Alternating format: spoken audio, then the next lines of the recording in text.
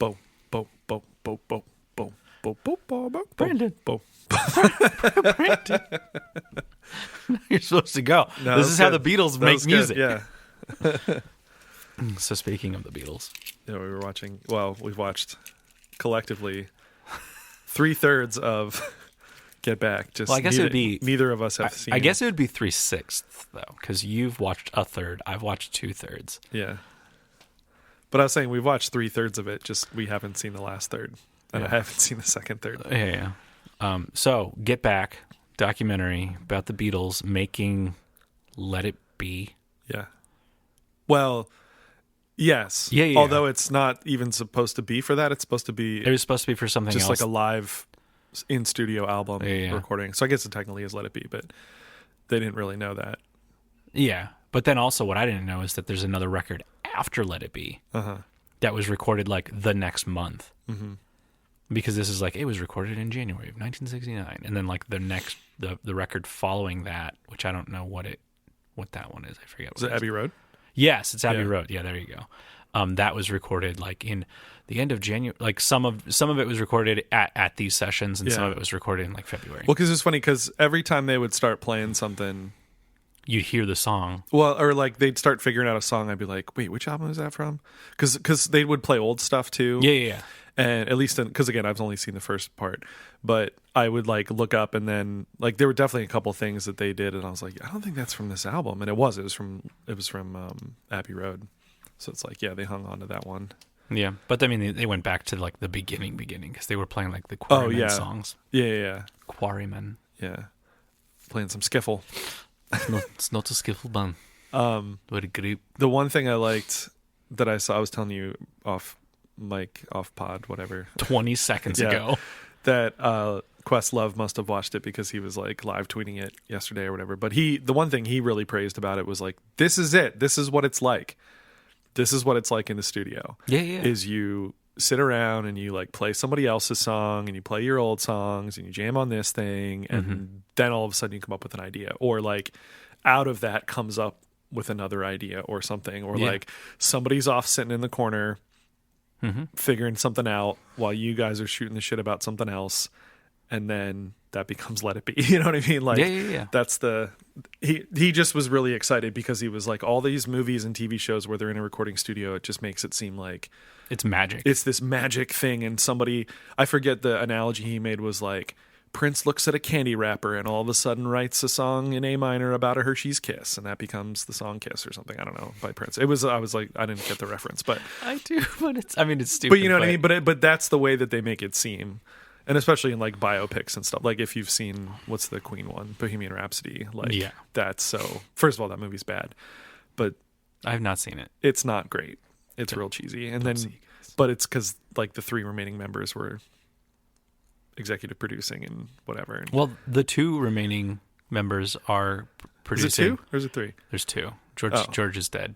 No, not the Beatles thing. The Bohemian Rhapsody. Oh, I don't know. I was talking about the Beatles thing. Yeah. Like there's two, and then also George's wife, I think, is a producer, and I believe Yoko Ono is as well. Yeah, makes sense. Yeah, I've been reading articles, or at least like headlines of articles, where like Disney wanted to take out the swearing, but Ringo and Paul were like, no.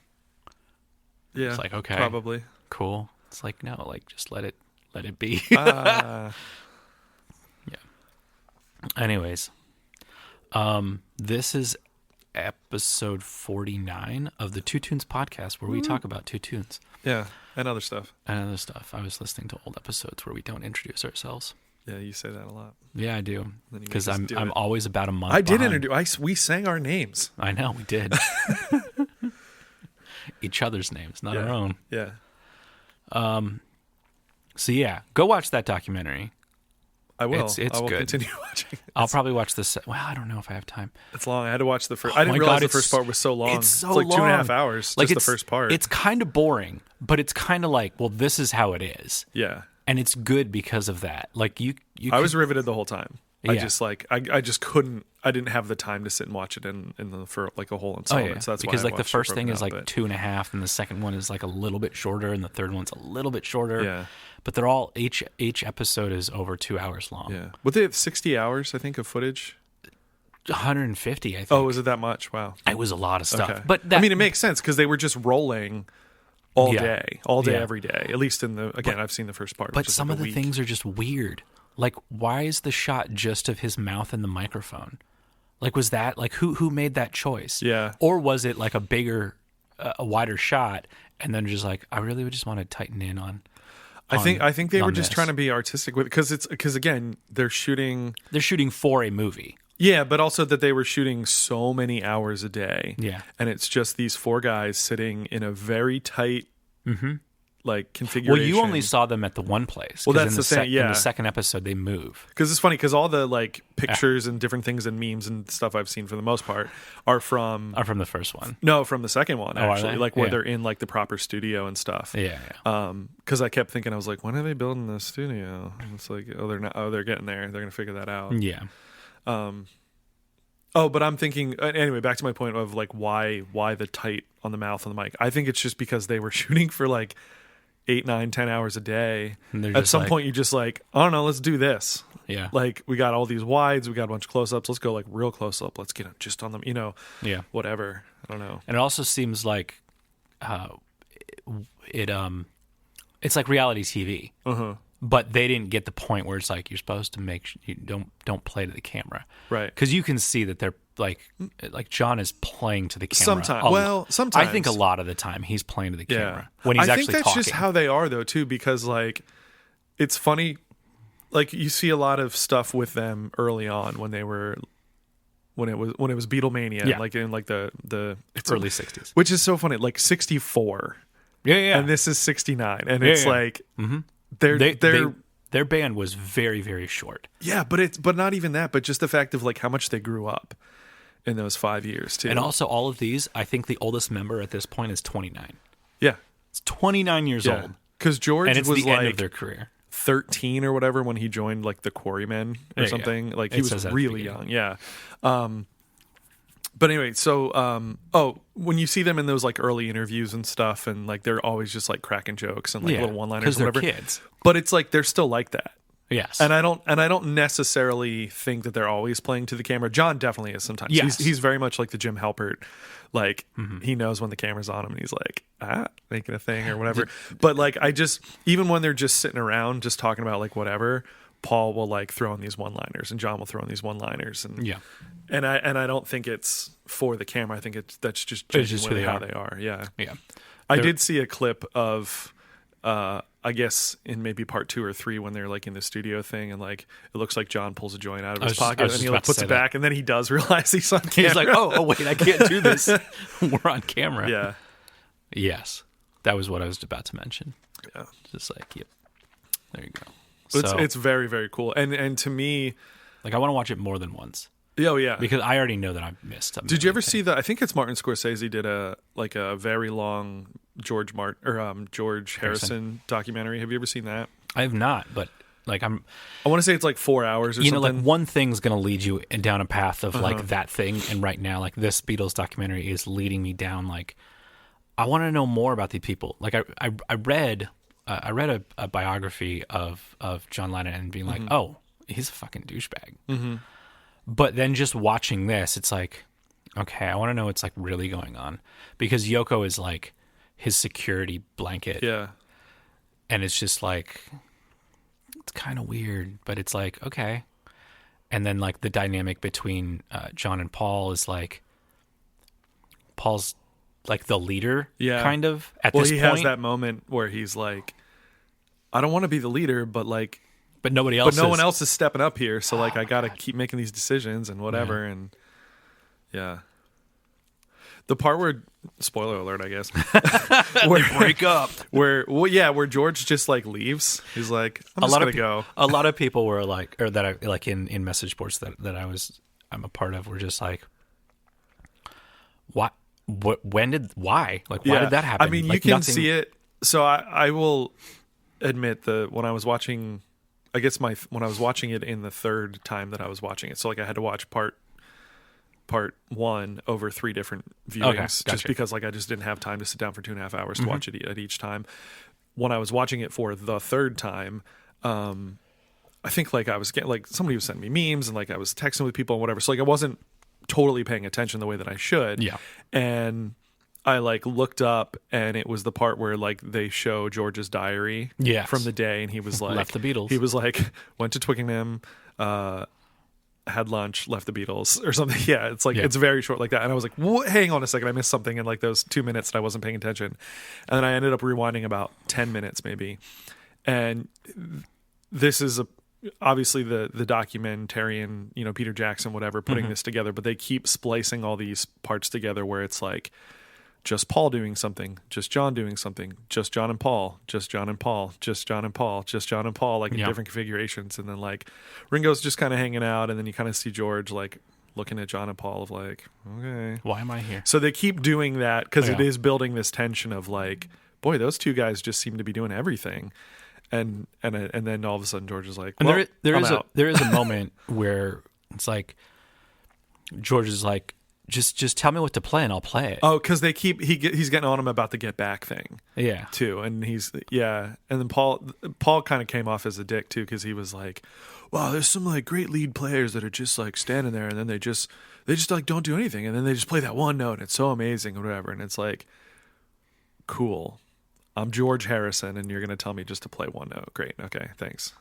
And not that I think George like had this like big high concept of himself or whatever, but I just think, you can see him being like, you just want me to play one note? Well, just get somebody else to play one note, man. Like, yeah. It's like, get Eric Clapton then. Yeah. Which I think at some point they were like, yeah. Get my rival. The guy who wants my wife. Was that it? Was that him? There's something about that. Wasn't Layla? Like that song wasn't about George Harrison's wife? I think so. I could be wrong. It might be. Or something along those lines, yeah. Okay. Let's get to like our songs. We're not even talking about the Beatles in this one. And we're not. Maybe next week. Maybe. Who's up first? I am. Okay. I guess that's how we do it. Yeah. So, these are friends of mine. Cool. From Pittsburgh originally, but now they all... Okay, so it's Derek Zinetti is the Homeless Gospel Choir. And it's been him. It was just him for That's what I don't know a ton about them, but like just tangentially, I was like, I always thought it was sort of just like one guy. Yes. And then after the record Normal, which is what we're talking about, the actual title track, Normal, he then formed a band and then put out a record 2020 and then formed a band around that. And then he recently moved to Lancaster. Cool. So he lives down there now. He's very like active in like his artwork. And I say artwork because it's not just music, it's visuals and all this other stuff. Like they made a hot sauce, which I'm like, that's so cool. Or is it hot? Yeah, that was a bad joke. But like I've been meaning to like have this song. I think this song is great. And it's more about like a meaning, I guess. Yeah. And I mean, I'll explain in it if you can't decipher it from the lyrics. I think you can. And it means something to me. And I don't know why I'm trying to sell it. Like, come on, man, you just got to like this song. It's like, you don't have to like this song. Like, I don't really like the recording of this whole album because it's so disjointed. And even this recording is kind of like disjointed. Yeah. And I think that's just like the aesthetic that they're going for. Sure. So the whole album is produced by Chris No. 2 of Anti-Flag. Because like they're best friends. I think that Chris played some sort of instrument on this. So Chris is all over this. Wait, can I pause for a second? Because that just reminded me of a thing. Did I send you that? Where the guy called into conservative radio? Oh, yeah. And just said a bunch of punk bands? Yes, you sent it to me, and then I sent it to like everybody I knew, including Chris No. 2 of Anti-Flag. Just because he says about like, they're just waving an anti-flag, maybe even like a black flag. Yeah. This is very But funny. the ending was great. It's like, well, I'm going to go catch a real big fish.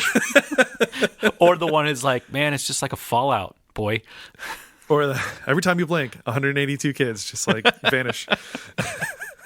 Yeah, sorry, it just made me think of that. Yeah. Everyone should look that up. Everyone should look that up. It's so great. I mean, everybody here knows what I'm talking about. And by the way, I'm looking at the booklet, which looks like a what to you? Looks like a playbill. It looks like a playbill. Yes, it does, because it is. And then inside, it's like cast, Derek Zinetti himself, orchestra, and then orchestra meaning just like all the people who played on it. So Chris Barker, who is Chris number 2. The only other, Taylor Queer. I don't know how to pronounce it. Let me see. Quieter. Where are we at? It's here? the third name on the KW. Oh, I was looking in the wrong spot. DER. Yeah, Quieter. Like Kreider, but with a W. Anyways, he plays drums. He was the drummer in what was Chris's other 20th band that he started?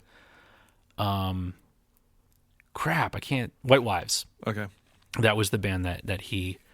It was a side project that he. It was him. It was the other Chris from Anti-Flag. It was Tyler. Sorry, and then it was Roger Harvey, who was our guitar player for a little bit, merch person before that, and then he just is himself. Dandelion Snow was a thing that he did. He did a whole bunch of stuff. He lives in Philadelphia now. Anyways, so go check out him. And then Brandon Lehmann. He's a really great guitar player from Pittsburgh. I forget his band too. They just technically played their last show like last week at Anti-Fest 2021. But these are just like all friends, all these people that are around AF Records. Yeah. So none of these people are actually in the band anymore. Like as they never became permanent members of the band. But I believe that Mike Miller, who is in here as the choir, he is a person. He's from Harrisburg. Okay.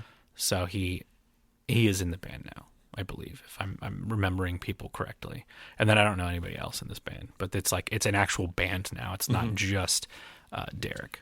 So when he was doing early stuff, was it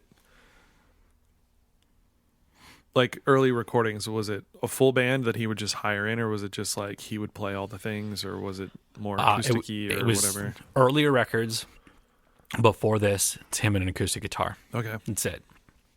And he plays like really frantic punk guitar, but it's acoustic, so it's like really fast, but like ding ding ding ding ding ding ding ding ding. Yeah. Like that kind of rhythm a lot, while then he just spouts information at you. Sure. And then this is kind of like some of these songs are leaning towards full band. It's like the progression of like, let's do this. And I think that the way that they recorded this was just like, oh, you've got a song, okay, let's work through that song. Like start to finish the song. Okay, the song's done. 2 weeks later, hey, we got another song. Let's like start to finish. So everything kind of is disjointed. It's not like, all right, we've got these 10 songs, let's do the drums for all 10 songs. So like the drums sound the same, which if in my opinion, if you're making an album, a collection of songs, you want everything to kind of fit together. Right. Where this may seem like a collection of songs because there's not a distinctive sound to the whole thing, or at least that's my opinion of it. So this is normal. Cool. Oh, the one thing that I wanted to say. Underneath all the lyrics, it's like scene. And then it kind of like explains like here's a song, but like this is what it's about. So this is like scene. Adult me having a flashback to when I first found punk. I didn't know what I was looking for, but I was looking for something real. The music was just a byproduct of it. What I was looking for was community. What I was looking for was belonging. And what I was looking for was family, and family I found. Cool. So like I think that's like so cool. And also that like the hook of this song, which we'll get to, and I'll pause it at that point. 20 minutes into this podcast. And now he looks better than ever. That's the hook. Yeah. You're never going to be normal. So you're never going to be normal because you're a punk. Which then the whole song kind of just explains that sentiment, which I think is like people's like, I just want to be normal, man. I just want to be normal. It's like, no. That's what makes you dumb. Yeah. It's like if it like to be normal, all the things that don't make you normal are the things that make you interesting. Right. And make you unique and make you you. So I think that that's the thing to take away from this is like, I'm never going to be normal because I'm fill in the blank. Yeah. For him, it's punk. 1994, I felt so insecure, growing in my hometown like a cancer. Something so unsure was knocking at my door. 11 years old then, and it was time to answer. Verse 1. What do you feel about the vocals being so far back? Yeah, I wish it was a little bit further. It sounds like he's standing like across the room from the mic. All right, I just want to go back a little bit because it's so dumb. Like, you know, like the smallest thing is like the coolest thing. That it's like, I just want them, like, that's my favorite part. My favorite part is the drum. I don't even want to call it a fill, but it's the cymbal stuff. Yeah.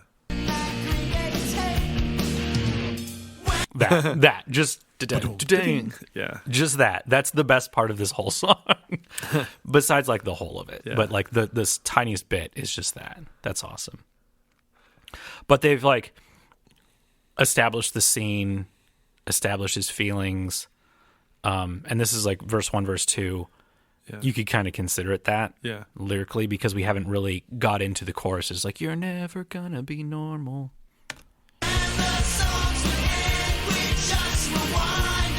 And then finding that music that's yours. Yeah.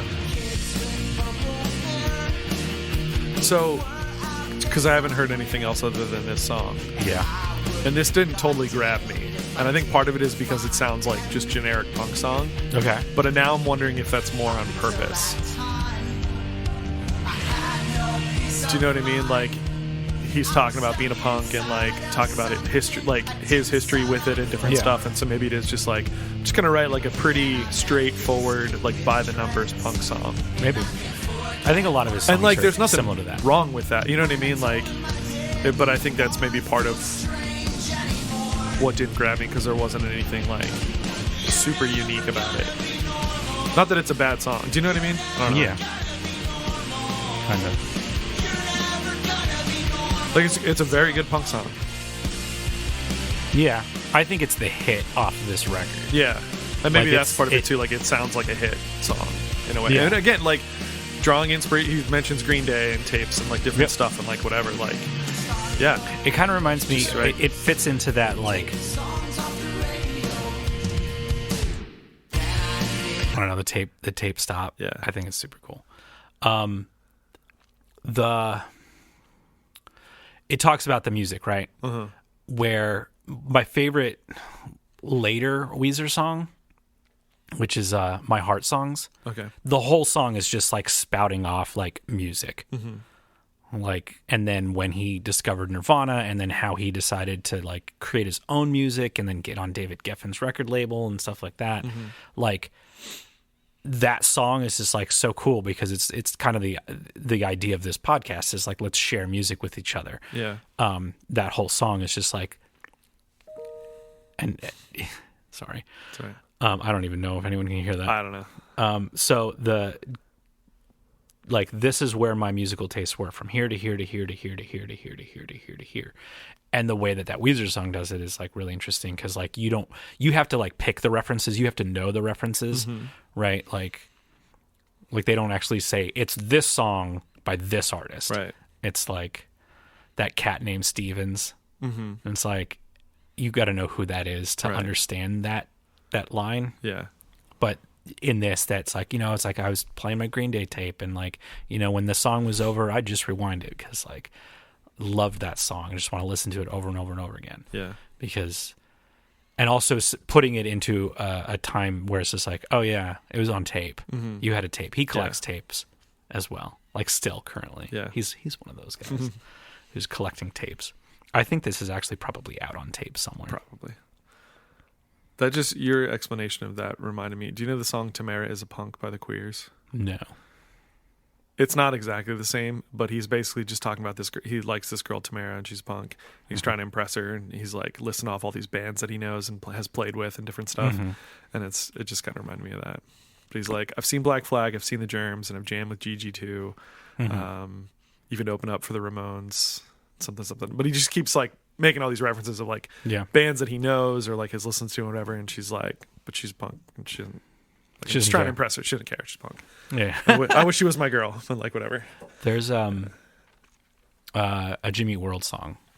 I think it's called Crimson Clover, or maybe it's not. But that's in there. They sing that in there. That's in. But all that whole section is just quotes of other. What is that song called? I just listened to it the other day. A praised chorus. There it is. A praise chorus. Yeah. Yeah. So like that whole section is just like, and then that you're also like, oh, cool, references to other things that could lead you there. Yeah.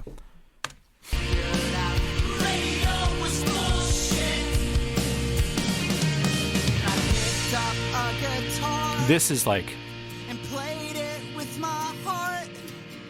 so that whole thing, it kind of focuses just on the acoustic guitar and his voice, because that's kind of like how he started. Yeah. Right. So I think that's an aesthetic thing. Yeah. You need to go take a phone call. I gotta take a phone call from my doctor. I'm sorry. And pause. Physical therapy. So my leg's all jacked up. Which I think we talk about it here? I don't know. Well, like I don't know, 9 months ago my leg was also jacked up. So everything's jacked up. That's true. Old and fat and broken. Yep. That's my album's name. Got a minute left. Yeah. And got inside my car and I started driving. 20 years and change. Well, this It also has kind of a Bright Eyes feel. Okay. Kind of. that I can believe in. Just random When things are things. I don't think they had. It's like, just sing whatever. Just here's the thing. Just sing that. By the way, the recording studio was smaller than this room. Yeah. Probably like a fourth of this room. Because like that, it is recorded at AF Records. The two spots ago. Yeah. It's always a moving entity. Sure. But it was like in one spot, very small room, where the computer is in the same room as the drums and everything, and then moved to a different spot, and now they just like bought a building somewhere else. So like now they have like, oh, it's more of a dedicated space. Yeah. Similarly to the Beatles space. Yeah. Not really at all. Yeah. Cool. So that is Normal by the Homeless Gospel Choir. When's this album from? When? Yeah. 2018? Okay. I was just curious because you mentioned they had released one last year. Yeah, they released one in 2020. 2017. Okay. And produced by Chris #2 Parker. Nice. And the album cover is Puppets. But maybe the puppets from They look like the ones, sort of like the ones from Mr. Rogers. Mr. Rogers, and then on the back, the backdrop is the same as his shirt, so Nice. he blends in. And he's got 8 arms. Yes, he's got 8 arms, and they're all holding different. Well, I guess they're not different; they're just in different places. Is it the same puppet in different spots? Same 2 puppets. Nah, there's 2 that are doubled. That also explains on the back of the playbill. Is like a little drawing of the 2 puppets. Yeah. Because I saw that when you were like holding it up, and I didn't know what it was. Yeah.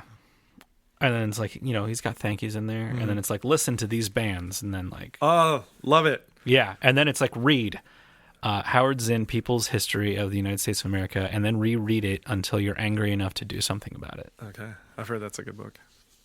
I have it, and I gave it to my son to read, and he read some of it. Yeah.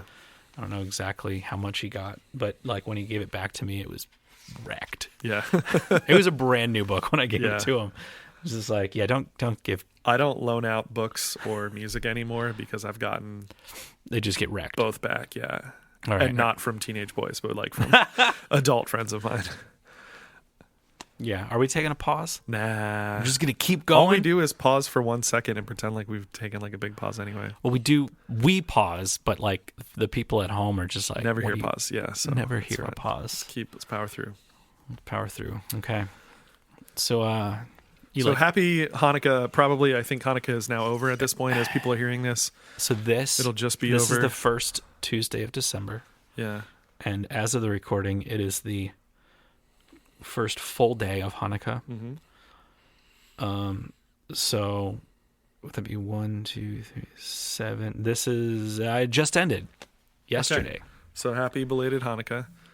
Yeah, I mean, technically, I could flip these and put this out. Yeah, I thought about that, but it's all right. Yeah, and then we could talk about "Stay" by Lisa Loeb as covered by Dave Grohl. And that was weird, man. But it's awesome. Yeah. At first, I'm like, okay, that's cool. Oh, he's just gonna do it this way, and then when the death metal comes in, it's like, oh my god, it's so good. And then they did this last year.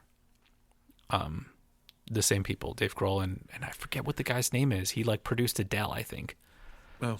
I don't know. Anyways, that guy, and then they're doing it this year as well. So they'll release 8 cover songs. Oh, cool.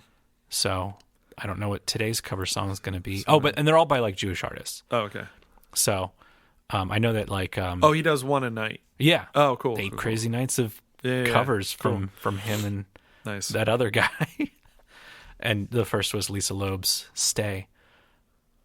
It was so good. So, I mean, for me, it's just like I probably wouldn't listen to it on its own. Sure. But like as a cover song from somebody who I really like, it's just like, this is hilarious. Yeah. Anyways. Cool. So this is Pink Martini.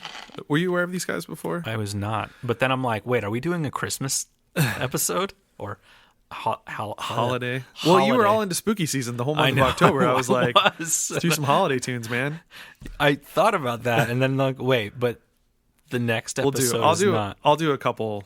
I'll probably end up doing a couple. Like after next episode, we'll spoil it, I guess. We're doing covers because it's our 50th, and that's kind of a milestone. And we try to do them every 10. Although I don't think maybe we hit that. I don't know. Yeah. Anyway. But this is Pink Martini. They've been around since the mid-90s, actually. To me, in a way, other than the covers aspect of things, they're sort of like postmodern jukebox before postmodern jukebox. So pre-modern. Yeah, pre-modern. So or maybe just modern jukebox. Yeah. But like in the way that they kind of meld, maybe like early postmodern jukebox. Anyway, but just in the way that they kind of meld, like, we've got these like old jazz influences and old pop music influence. Like, and when I say pop music, I mean like from like the 20s and 30s. Okay.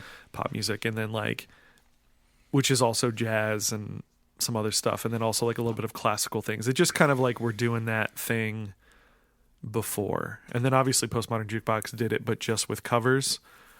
But anyway, I forget when I became aware of them. Like, I kind of knew some different stuff that they had, and then when I was teaching elementary school music. In I think the 4th grade book that we use at our district, or at least used to use, had this song Ocho Kandelikas in it, and I was like, oh, this is interesting. It's a Spanish song about Hanukkah. I wonder why. And then you kind of like dive in a little bit more, and it's like, oh, a lot of the Jews, when they had to leave Israel, settled in Spanish speaking areas or areas that eventually became Spain and stuff, and so you get like the Sephardic portion of Jewish people and different things. And so this is technically not in Spanish. It's technically in Ladino, which is a mixture of Hebrew and Spanish. Although it sounds Spanish. But yeah. Go ahead. When I pulled it up and looked at the lyrics, first off, the lyrics were Silent Night. And I was like, that doesn't make sense at all. But then the first verse was in German, and I'm like, this doesn't sound like German at all. Yeah. So the person who wrote this, I looked her up because I've seen, like, it's attributed. It's not just like a traditional kind of song, I guess. Okay. The person, I don't know how to pronounce her name. It's Flori is her first name, and then Jagoda, maybe with a J, or Hagoda. I guess she's Bosnian, so maybe it's like Jagoda. She's a Bosnian, Jewish-born American guitarist, composer, and singer-songwriter. And she was known for her composition and interpretation of Sephardic songs, Judo Español, Ladino songs, and the Bosnian folk ballads Sevdalinka. So there you go. That's a little bit about her. But she wrote this tune in like the 80s, I think. Not totally sure. Anyway, but it's kind of a cool tune. I would teach it when I was teaching elementary music. Like I said, we would usually use like boom whackers and stuff because that was kind of fun.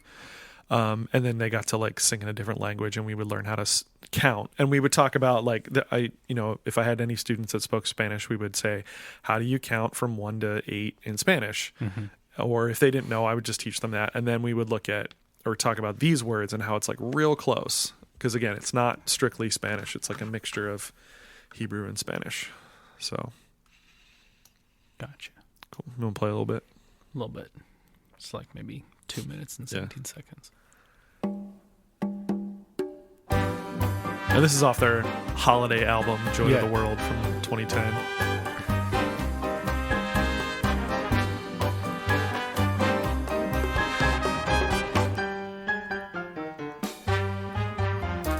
Hanukkah linda está aquí. Ocho candelas para mí. Right, sounds like Spanish. Yeah. Hanukkah linda está aquí.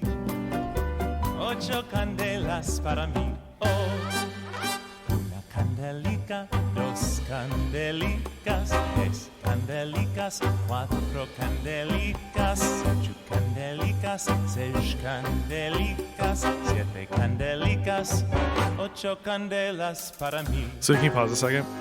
Yeah. So when I was looking this up to play, there's like 2 versions on Spotify, and one's from the album and one's I think just like a single. And the single has listed so first of all, their singers, they have 2 female singers, I think is like their primary singers. This is obviously not one of them. And the one version that I saw said about Ari Shapiro listed as like just as like an extra person. I was like, oh, he's probably the singer. And I was like, wait a second, Ari Shapiro, that name sounds really familiar. Do you know the name Ari Shapiro? I don't, but I know the last name Shapiro. Okay. Well, anyway, so Ari Shapiro is on NPR. He's on All Things Considered, and he's like a White House correspondent, or has been for NPR or whatever. He's an NPR guy. Okay. And then I was like, this can't be the same. And then you scroll down, and like in his career or whatever, at the bottom it's like, early on, since 2009, Shapiro has been a regular guest singer with the band Pink Martini. He appears on several of their albums and like has performed with them all over the place. And then in 2019, he and Alan Cummings started a cabaret show on Fire Island and different stuff. And I'm like, that is the same guy. That's so cool. And now listening to it, knowing that it's him, I can hear. I'm like, oh yeah, that's the guy you can hear on All Things Considered in the afternoons on NPR. So it's just kind of cool. Interesting. Muchas fiestas vou fazer con alegrías y placer. And now you can hear a female singer singing along. Muchas fiestas vou fazer con alegrías y placer. Los pastelicos vou comer con almendricas y la miel. The lyrics, by the way, I should have talked about. From what I remember from teaching this like 12 years ago in elementary school, the first part is just like 8 little candles for me to light and whatever. And then they sing through the numbers. And then the second part is like, we're going to have a party. And the third part is like, here's some food. 4 Yeah, well, that's what this part means. 5 little Sage is the Yeah. sage instead of sace. Yes. That's one of the differences. Ocho candelas para mí.